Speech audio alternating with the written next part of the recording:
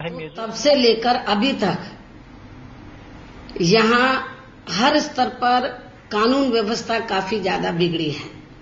और अब एक लड़की के साथ हुए छेड़छाड़ के मामले को लेकर पिछले कई दिनों से प्रदेश के मुजफ्फरनगर जिले में व इस जिले से लगे हुए आसपास के क्षेत्रों में भी लगातार हो रहे दंगों ने अब यहाँ अमन चैन व सांप्रदायिक सौहार्द को काफी ज्यादा बिगाड़ दिया है, जिसके लिए सही मायने में यहाँ की सपा सरकार पूर्ण रूप से जिम्मेवार है, क्योंकि ये छेड़छाड़ की घटना पिछले महीने 27 अगस्त की है और इस मामले में सरकार यदि चाहती तो तभी ही स्थिति को नियंत्रण में कर सकती थी, लेकिन ऐसा नहीं किया गया। और अब ये सरकार थोड़ी सी तब हरकत में आई है जब यहाँ हालात काफी ज्यादा गंभीर व बेकाबू हो गए हैं और जिसकी वजह से यहाँ काफी लोगों को अपनी जान तक भी गंवानी पड़ी है, जिसके चलते फिर सेना को भी खुद यहाँ अपना मोर्चा संभालना पड़ा है। और इसके साथ ही जब इसकी रिपोर्ट उत्तर प्रदेश के महामहिम श्री राज्यपाल जी व भारत सरकार के गृह मंत्रालय ने भी मांगी है। हालांकि इस घटना के पहले भी प्रदेश में अब तक सभी छोटे बड़े मिलाकर लगभग 100 से ज्यादा सांप्रदायिक दंगे व तनाव हो चुके हैं, लेकिन अब मुजफ्फरनगर जिले में व आसपास के क्षेत्रों में हुए दंगों ने यहां पूरे प्रदेश की चिंता को इस मामले में और भी ज्यादा बढ़ा दिया है, क्योंकि यहां सेना के लगने के बावजूद भी अभी तक भी स्थिति पूरे तौर से नियंत्रण में नहीं है। ऐसे हालातों में अब मैं अपनी इस बात को फिर से यहां दोहराना चाहती हूं कि उत्तर प्रदेश में अत्यंत खराब अपराध नियंत्रण व कानून व्यवस्था व जंगल राज की स्थिति के साथ साथ वर्तमान में मुजफ्फरनगर व शामली की भीषण सांप्रदायिक दंगों व तनाव की घटनाओं ने अब ये साबित कर दिया है कि उत्तर प्रदेश में घोर अव्यवस्था का माहौल व गंभीर संवैधानिक संकट है, जिस कारण सपा सरकार को बर्खास्त कर यहां तुरंत ही राष्ट्रपति शासन लगाने की आवश्यकता है। इसलिए उत्तर प्रदेश के महामहिम श्री राज्यपाल जी को अब बिना कोई देरी किए हुए वर्तमान सपा सरकार को बर्खास्त करके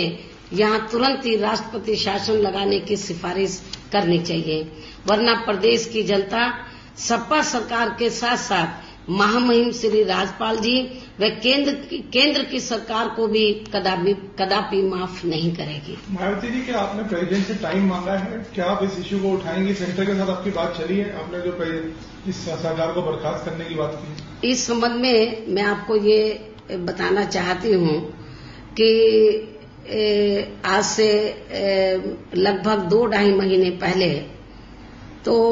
उत्तर प्रदेश की बिगड़ी हुई कानून व्यवस्था को गंभीरता से लेते हुए और जो सांप्रदायिक तनाव या दंगे उत्तर प्रदेश में बराबर हो रहे हैं, इसको गंभीरता से लेते हुए तो मैं उत्तर प्रदेश के महामहिम श्री राज्यपाल जी से खुद मिली थी और उनको मैंने लिखित में पत्र भी दिया था और उनसे ये रिक्वेस्ट किया था कि उत्तर प्रदेश के हालात अब बिल्कुल भी ठीक नहीं है, तो आपकी ये संवैधानिक जिम्मेवारी बनती है, जिस पद पर आप बैठे हुए हैं, कि आपको उत्तर प्रदेश की जनता के हित को ध्यान में रखकर तो इस सरकार को आपको तुरंत बर्खास्त करने के बारे में सोचना चाहिए और इस संबंध में सही रिपोर्ट आपको केंद्र की सरकार के पास भेजनी चाहिए, महामहिम श्री राष्ट्रपति जी के पास भेजनी चाहिए और इसके साथ ही आपको यहाँ राष्ट्रपति शासन लगाने की भी सिफारिश जरूर करनी चाहिए। लेकिन दुख की बात यह है, इस बात को कहे हुए काफी समय हो गया, लगभग 2-2.5 महीने से ज्यादा समय हो गया है, लेकिन महामहिम श्री राज्यपाल जी इस मामले में काफी वो चुप्पी साधे रहे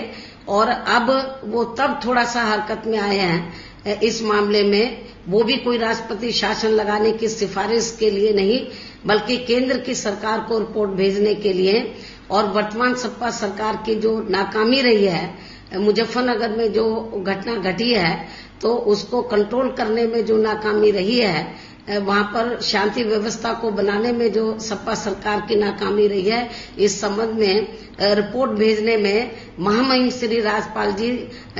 तब वो थोड़े से एक्टिव हुए हैं, जब उनको लगा कि इस घटना को लेकर पूरी उत्तर प्रदेश की जनता काफी चिंतित है, पूरा देश काफी चिंतित है। और जब उनको लगा कि भारत सरकार का गृह मंत्रालय ने भी इस संबंध में जब रिपोर्ट मांगी है, तब वो थोड़े से एक्टिव हुए हैं इस मामले में। बहन जी, समाजवादी पार्टी कह रही है कि इसमें बीजेपी का हाथ है, तो एक तरह से ब्लेम गेम वहां पर नहीं। इस बारे में मैं समाजवादी पार्टी की इस बात से बिल्कुल सहमत नहीं हूं, क्योंकि ये घटना कोई इस महीने की नहीं है, क्योंकि ये घटना पिछले महीने 27 अगस्त को घटी थी। और यदि समाजवादी पार्टी की सरकार गंभीर होती, चिंतित होती, तो वो तभी इस घटना को वो कंट्रोल कर लेती और इस मामले को आगे बढ़ने नहीं देती। लेकिन अब अपनी इस कमजोरी को किसी दूसरे के ऊपर टाल देना या डाल देना मैं समझती हूँ ठीक नहीं है। लेकिन इतना जरूरी है कि जो कुछ भी पश्चिमी उत्तर प्रदेश में हो रहा है या इससे पहले उत्तर प्रदेश में जो कुछ भी हुआ अन्य भागों में उत्तर प्रदेश के, तो इसमें मुझे कुछ हद तक, काफी हद तक, कुछ नहीं मैं इसको कहूंगी काफी हद तक, इसमें मुझे समाजवादी पार्टी और भारतीय जनता पार्टी की मिली भगत इसमें मुझे नजर आ रही है। क्योंकि समाजवादी पार्टी के साथ साथ भारतीय जनता पार्टी को भी इस बात का एहसास है कि उत्तर प्रदेश में इस समय उनकी स्थिति ठीक नहीं है और खास तौर से लॉ एंड ऑर्डर के मामले में सपा सरकार जब बुरी तरीके से फेल हो गई है और वहीं दूसरी तरफ लोकसभा का आम चुनाव भी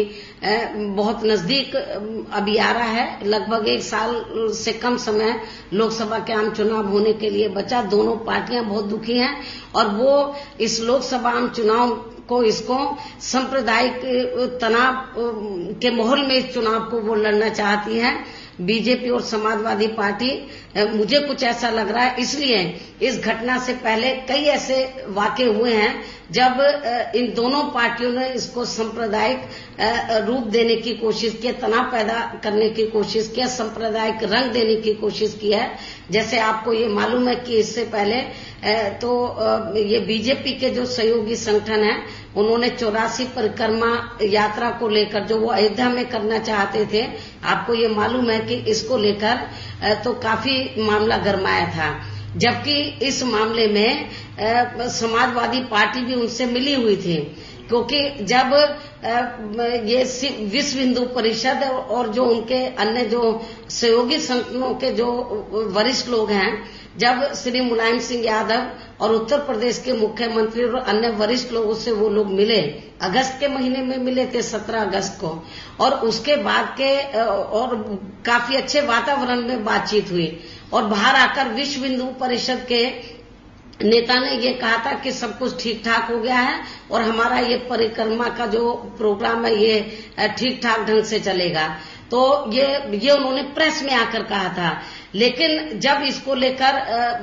माहौल काफी गरमाया तो सरकार को पीछे हटना पड़ा। तो ये सब इन दोनों की मिली भगत से ये चल रहा है। इसलिए समाजवादी पार्टी का ये कहना कि बीजेपी